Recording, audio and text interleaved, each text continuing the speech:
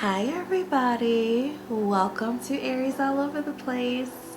So I know in my last vlog I said that I was going to try to upload videos once a week or at least once a month. I know I lied. So I know it's been a long time since I last was on here, but that's okay because y'all really ain't watching anyway, but that's another story. I'm having a really shitty day, so the only thing that's keeping me thoroughly entertained is all of the reviews and memes that I'm seeing from Love is Blind. I'm super excited about watching the reunion tomorrow, so I figure, you know what, let me get my spirits up and give my opinion about the show and my own little review about how I think things turned out, what my predictions are as far as like who I think is still together and who's not, and just my excitement about the reunion tomorrow. As soon as I got home today, I poured me a glass because it's been one of those days. So I figured, hey, I got my little blanket on my sofa just like they were in the pods talking to each other. So I'm going to give my opinion on everything that happened. If you have not finished watching the entire series all the way through, you can go ahead and shut this off now. Please come back and join us whenever you're done. Love to have you. But I'm going to talk about it all. So if you have not seen it yet, you might as well just turn this off now and we'll see you later. I'm going to upload this tonight. It's the 4th. So the reunion comes on tomorrow, which is the 5th. Duh. And I'm gonna come back tomorrow and give you guys my opinion on the reunion, because first thing tomorrow when I get up, I'm gonna be watching that reunion. So let's get right into it, shall we? All right. So there were 6 couples total, right? 6 couples that got engaged that they continued to follow through the entire process. Diamond and Carlton, Kenny and Kelly, Giannina and Damien, Amber and Barnett, Cameron and Lauren, and Jessica and Mark. Those were the 6 couples. Who do I want to start with? Let me see. I want to start with a sip of this wine. That's what I want to do.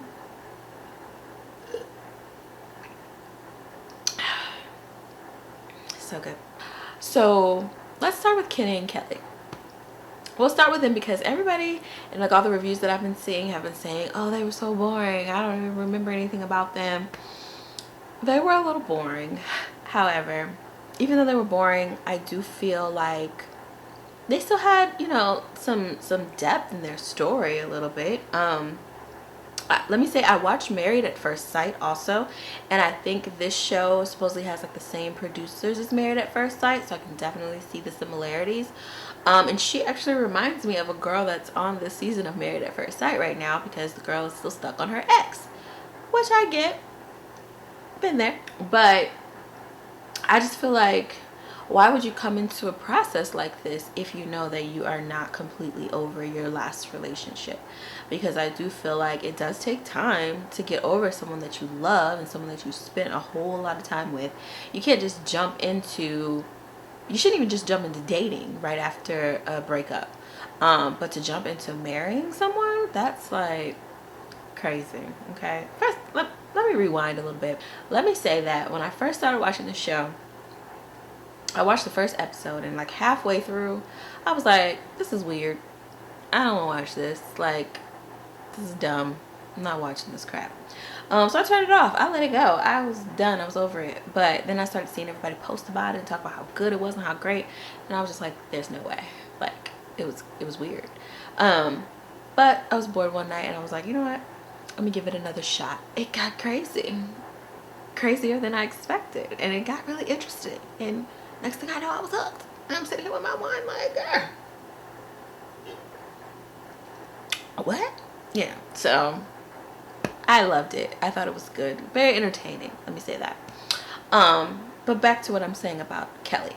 So she's stuck on her ex and she was trying to get him to like fill some type of void or fill the shoes of her ex. Nobody can do that because they're them and your ex is your ex. So I don't think that that was fair to Kenny from the get-go. She kept saying she wasn't attracted to him. I thought Kenny was cute. I don't understand. I mean, I know everybody's not attracted to the same people. I get it. Everybody's attracted to what they're attracted to. However, I thought Kenny was very attractive, and I didn't understand. I don't believe he's 27. I don't believe that part, but he was cute. Yeah, he was cute. I do think that her sister kind of helped to persuade her decision in not saying I do, because I could tell, like, when they were dress shopping and her sister was like talking about, you know, I just feel like I'm losing, you know, my sister. I feel like the other girls thought that she was like hating a little bit, but I didn't get that. I don't think she was. I think that she knows her sister, and I think that she knew that what you doing? Like, this is not you. This is not something you want to do. It's not something that you're going to follow through with, so you might as well just stomp the bull down. At the wedding, when her sister was talking to her again, I think that that kind of helped persuade her decision. Her mama, though, her mama was feeling Kenny. She was like, look, I'll step up there. She don't want him. I'll get him. I was like, okay, mama, calm down. Relax. I thought it was kind of awkward at, like, after she said no and the cameras were following Kenny, he got kind of like upset and mad, which I saw another meme that says something about, that's the loudest we've heard Kenny be this whole time. Yeah, he showed a different side to him. But again, you're on reality TV. She just jilted you at the altar. Do you really think they're not going to follow you with a camera to get your reaction? Like, come on. Do you really think they're not going to ask you questions? And the more you tell them not to ask you questions, the more they're going to ask you questions. It's literally their job to stalk you and harass you. So, whatever, Kitty. I felt bad for him, but I knew she was going to say no. But yeah, they were a little boring, so it's whatever. We'll see what happens with them tomorrow. I don't know. But on to the next. Let's talk about Diamond and Carlton. Whew. Carlton definitely is not in tune with who he is. He's definitely not confident in who he is. He's struggling a bit. I did see the clip that's circulating that shows when he was on Real Housewives of Atlanta and he was going back and forth with Miss Kenya Moore. He seemed to be comfortable in who he was then. I'll just say that. Yeah. Let me say this is Atlanta, okay? And, you know, it doesn't matter if it's reality TV, a game show, whatever. Like, people just want to be on TV. So, I do feel like when she told him, like, I feel like you played the experiment a little bit, I do agree with that. But I also think that they both might be a little guilty of that. Just a little bit. But I digress. Yes, he did play the experiment. He tried to be something that he's not. He tried to pretend like he's someone that he's not. He was tired of covering up who he really is. And who he really is came out when he, a little bit of him came out when he was like going back and forth with her and was mad and so defensive. And he kept saying, oh, you're the only girl that's ever had issues with it. But if she's the only girl that's ever had issues with it, then what are you talking about? Oh, nobody accepts me, nobody loves me, nobody cares about me, I have to do this all the time. I knew she wouldn't understand. If you're so used to women being okay with it, why would she not understand?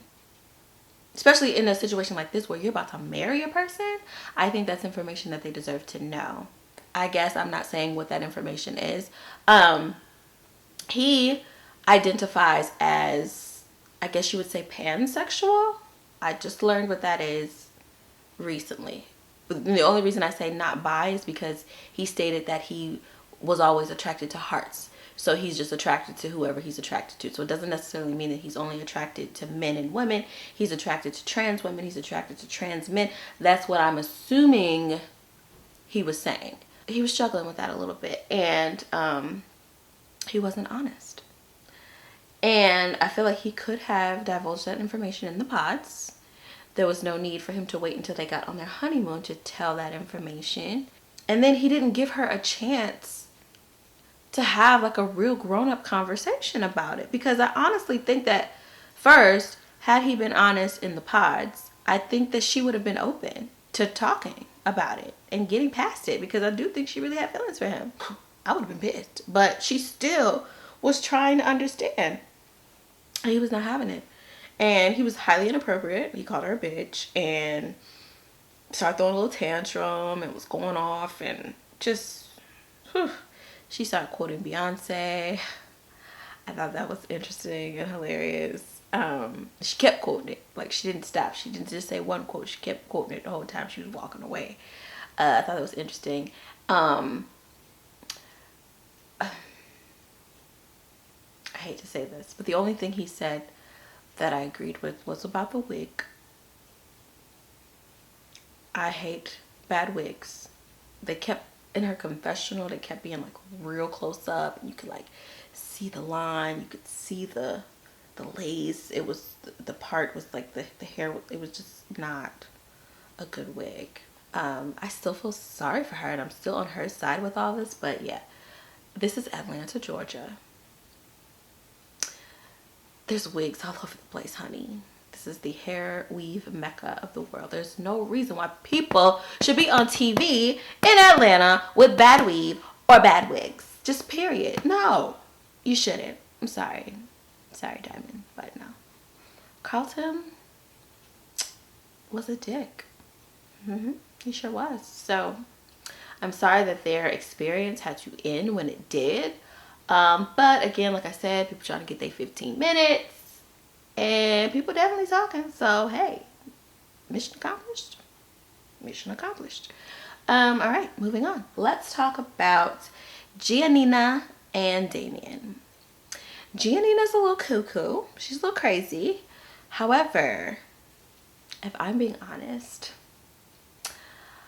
I kind of see a little bit of myself in Giannina. Just a little bit. Not all the way, but just a little bit. Especially when she said in the pods, which is something that stuck with me. She said, I self-sabotage. Guilty. I do the same sometimes. I've gotten better, but always looking for the lie, looking for the worst. I am guilty of that at times. I think that's what Giannina showed after they got together, is that that's exactly what she does. She self-sabotages. But she was mean at times, like just mean, and trying to start fights. Like when she said, do you notice that when you said it was the best sex of your life, I don't say it back? That was just mean. Like, why would you say that? That ain't cool. But I also think that she was trying to get something out of him, like, she's a firecracker. I've been called a firecracker. She wanted him to show some fire. Like, so when he started like being like no and was like going off on her, she was attracted to that. Like, she liked that. She needs that dominance. Like she said herself, she needs somebody strong. And I think that that's what she was lacking from him. He was way too like passive and way too gentle. And she's like, nah, just take it. Rip my clothes off and take me. And just like, she'd want somebody to like, you know, for lack of better words, slap around a little bit. You know what I mean? Like, that's just what she likes. And hey, that's what she needed. I do think that he didn't give her enough inclination that there was a possibility that he was going to say no. And I think that when he said no, I feel like maybe it jolted me a little bit more because it was the first no we heard. So it was kind of like, damn, like you could have told her. But I mean, they all technically could have told that person before, right? But that wasn't the point of the show. You gotta make it good. Wait till the altar to say it. I get her running. I was trying to put myself in that moment. What would I do if I was at the altar and my fiance said, I don't? Whew. I don't know. But yeah, it was tough to watch. And yeah, so they didn't work out. But I do, however, I think they're together because I did see a clip of them two together now after watching it. Because I guess they taped this back in 2018. So it's just now coming back. It's just now airing now. So they're just now seeing what they filmed almost a year and a half ago. But in the clip that I saw of them now that it has aired, it did look like they were kind of like mushy and kind of close. So I think they're still in a relationship. I just don't know if they're married. She did have a ring on her ring finger. I don't know what that means, but I guess maybe we'll see tomorrow. I don't know. We'll have to wait. But anyway, moving on from them. Next, let's talk about Lauren and Cameron.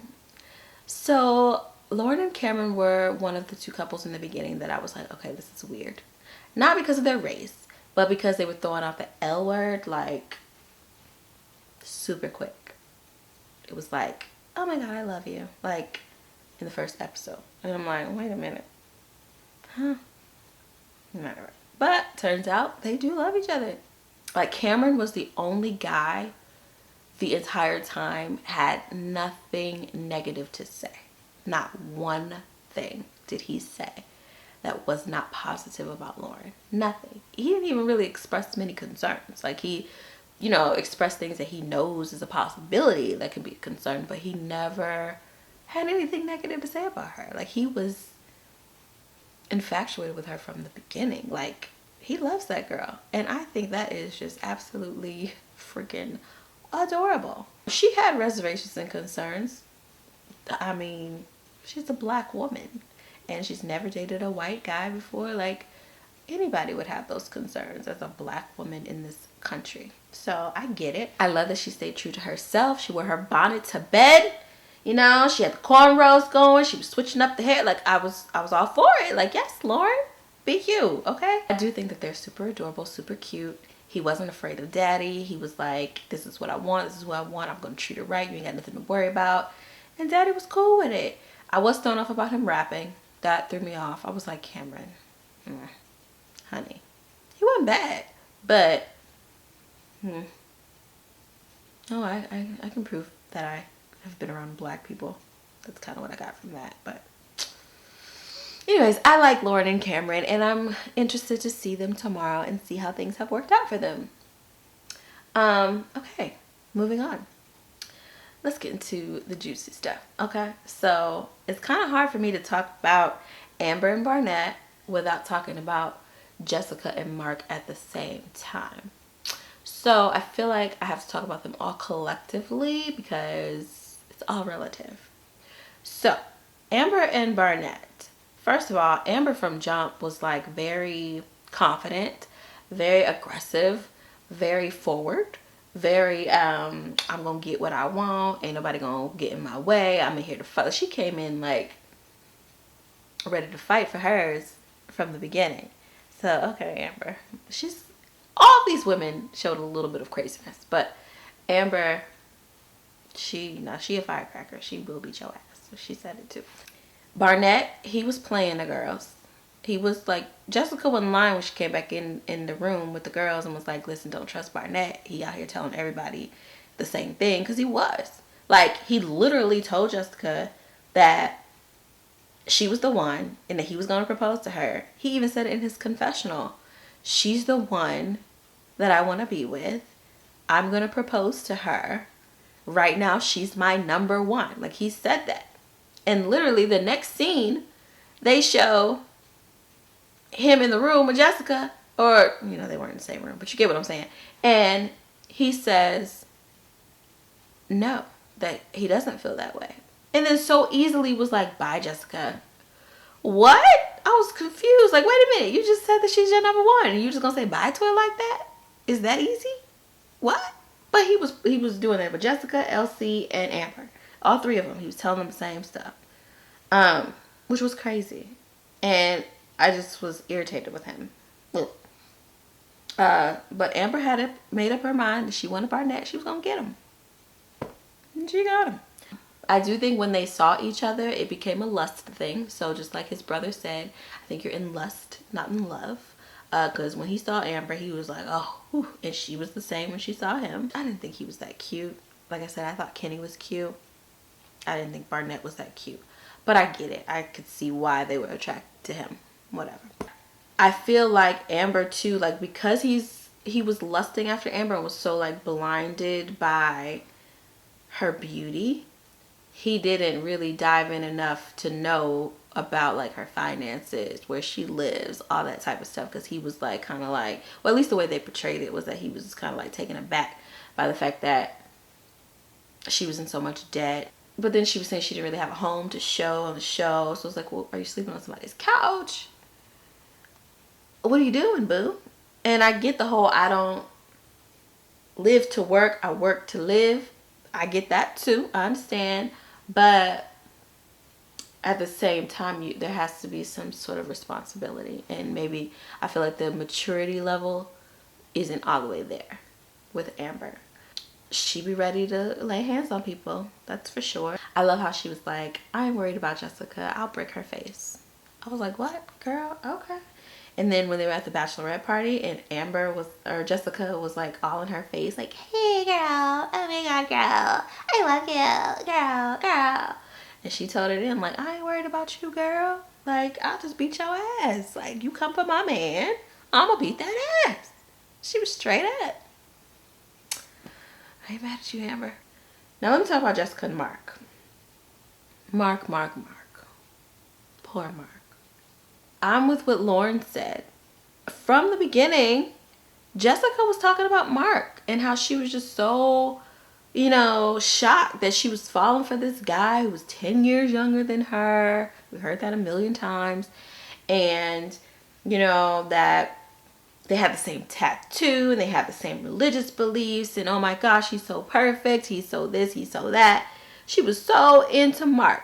Then she started getting into Barnett. Okay. Even though I feel like maybe I feel like I saw it, but maybe not. I feel like from jump, I feel like she felt like Amber was competition for her. So I feel like she knew that Amber was into Barnett. So she switched gears and then started saying she was into Barnett, because I feel like she has a sense of entitlement and she thinks in her mind that she was supposed to have them all. Like, all of them are going to want to marry me and they're going to have to like figure it out because I can't have them all. I think she thought that was going to be her story and her process, but it wasn't. Boo. It wasn't. So she was all about Mark. And then when Barnett tells her, I'll propose to you tomorrow, like, you're the one, she got all excited. And then she goes back to Mark and like shuts him down and tells him that she don't want to be with him. Breaks his little heart. And then she comes back to Barnett, who, like I said, in 1 minute said she was the one and then was like, nah, I changed my mind. And then she goes back to Mark and it was like, baby, you'll never believe what just happened. Oh my god, baby, I am so sorry, baby. Because now she's thinking, damn, I'm not going to get proposed to. I've got to say something so that I can get proposed to, so I can stay on the show. At the expense of poor Mark's heart. Even though, 24 or not, you got to be smarter, babe. Like, there's no way I thought he was going to take her back. And he did. He did. And I was like, okay, all right, well, maybe he'll see her true colors eventually. So, whatever. Jessica proved time and time again that she was not attracted to Mark. She didn't like Mark. She was stuck on Barnett. She kept talking about Barnett. Even when they were in situations where Barnett was in the room, she had the nerve to sit next to him and be like, so I would have never pictured you with Amber. Like, you could have told me in 1,000 years that you'd be with Amber. Like, yeah, but you don't really want to be with Amber, right? Because, like, what if later you find out that she's, like, not the one? Like, are you sure you want to do that? And da-da-da. And I only chose Mark because of, like, the downfall between you and I. And, like, I really didn't like Mark. I don't know. Like, I don't know what I was thinking. Like, you literally said that. In the room with Mark and Barnett. Then you get sloppy drunk, and then your ass got the nerve to say, in the room, gonna say, Barnett is so sexy. That's what you said to Mark. He gets mad and upset and goes and lays on the couch for a few minutes. And then comes back in the room and is like, I know you didn't mean it. It's okay. What? Mark, what are you doing? What are you saying? No, honey, no. She didn't want to sleep with him. She didn't want to, like, cuddle with him. She didn't want any type of affection at all. Ugh, poor baby. And then I did understand the part where he was, like, saying, oh, I model, what I see you being to me is how I look at my mother and da-da-da-da. I would have shut him down, too, on that part. Because, first of all, I'm already 10 years older than you. And you're already a mama's boy, and then you sit here telling me that you model your vision of what you have for me over your mother. Like, no, I'm not your mama. I've dated mama's boys in the past. I know how it is. No, I'm not your mama. No. So I got that. But in that same scene, this happened. Took her wine glass, gave it to the dog. Let the dog drink out the glass. And said, oh my God, he loves wine. Takes the glass back. And continues drinking.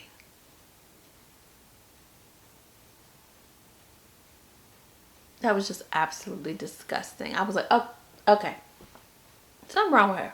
Something is wrong with her. That was gross. First of all, why are you giving the dog alcohol? That's number one. Number two, you drank after the dog? What? She's not all there. She's not. I feel like the whole Barnett thing, I honestly don't even think she was really that attracted to him. I think it was just all about her entitlement. And she thought, wait a minute, I'm blonde hair, blue eyes. Like, what do you mean you want Amber? What? What do you mean you're not picking me? I think she thought, oh, well, once he sees me, he'll change his mind. And that didn't happen for her. So she thought, okay, well, let me just, go duck off in corners and talk to him by herself so I can get him to say. She was wanting him to say something that he just was not going to say. And he knew what she was doing. And he was not about to fall for it at all. It was making him uncomfortable. Again, she knew she was going to say no. I do agree with some other reviews that I saw where she met with her friends and she thought that her friends were going to be like, no, girl, don't do it. No. And they were like, oh, it's fine. No problem. So he's younger. It's cool. She didn't want that response. That's not what she wanted. She wanted them to tell her to run, and they didn't. And you notice none of her friends were even at the wedding. Maybe she was mad. I do feel bad for Mark because I feel like he's dealing with some type of insecurity or loneliness or afraid that he's not going to find love. Like, you're 24. You're 24 years old. What are you doing? You were 6 or 7 years old when she graduated high school. Like, what are you doing, sir? You'll be fine. You're 24. And you're cute. Like, he's an attractive guy. I guess people were saying that he was, insecure about his height. Child, listen. Get over it. You're cute. You have a long life ahead of you. You do not need Jessica. This is not the end of the road for you, sir. And I really hope that on this reunion, he tells us that he's in a beautiful relationship with somebody, because he did seem like a really nice guy and a good man. And his mama will cut you. She looked like a gangster. She don't play. So, yeah, poor Mark. She knew too when she got to the altar she was gonna say no. And then at the end she's like, I'll apologize to whoever I need to apologize to. What do you mean whoever? What? What do you mean whoever? Who do you... Listen, I had my mind made up about Jessica before I started seeing everybody else's opinion. And then when I got online and saw that I wasn't the only one that thought she was nuts. Yeah, I think she's nuts. As far as Amber and Barnett, if I think they're still together, I don't. I saw a clip from Entertainment Tonight where they kind of went back and were talking to the couples now that it has aired. And they seemed really... I don't know, it was awkward, tension between them, even though they were standing next to each other. It just seemed like they weren't very in tune with one another. Amber was blonde, and the host mentioned her new blonde hair, and Barnett made a comment yeah, she's going through some transitional phases in her life right now, or something like that, he said. And she just kind of shrugged away from him when he said that. And then they were asking about the reunion and how they felt, if they felt like there was anything, that, people would be shocked to see or whatever. And she was just like, oh, well, I feel like it gave me the closure that I needed. And Barnett said, yeah, it gave me closure too. So I don't think they're still together. So I'm curious to see. I am interested to see if she breaks Jessica's face. That I'm looking forward to seeing. Is she gonna break Jessica's face like she said she would? I don't know. We'll see. It's gonna be a good reunion. I hope it's entertaining. And yeah, that's my opinion about everything that happened on Love is Blind. And I thought it was a very entertaining show. I do think Netflix is doing a really good job of keeping people entertained, just like they did with The Circle. I loved The Circle. The Circle was great, so I hope that they continue to do this, and I can continue to be entertained by Netflix. So kudos to you, Netflix. So yeah, I'll be back to talk about the reunion. So subscribe to this channel or hit the notification bell on this video, on this channel, so that you know you can get a notification when I do upload the next one. If you have any opinions about Love is Blind, or if there's anything that you feel like I missed out or I missed to touch on, go ahead and put it in the comments below. So I'm going to continue to relax for the rest of the night with my wine and, you know, just chill. Mom's calling, so I'm gonna answer that call and I'll talk to you guys later. All right, bye.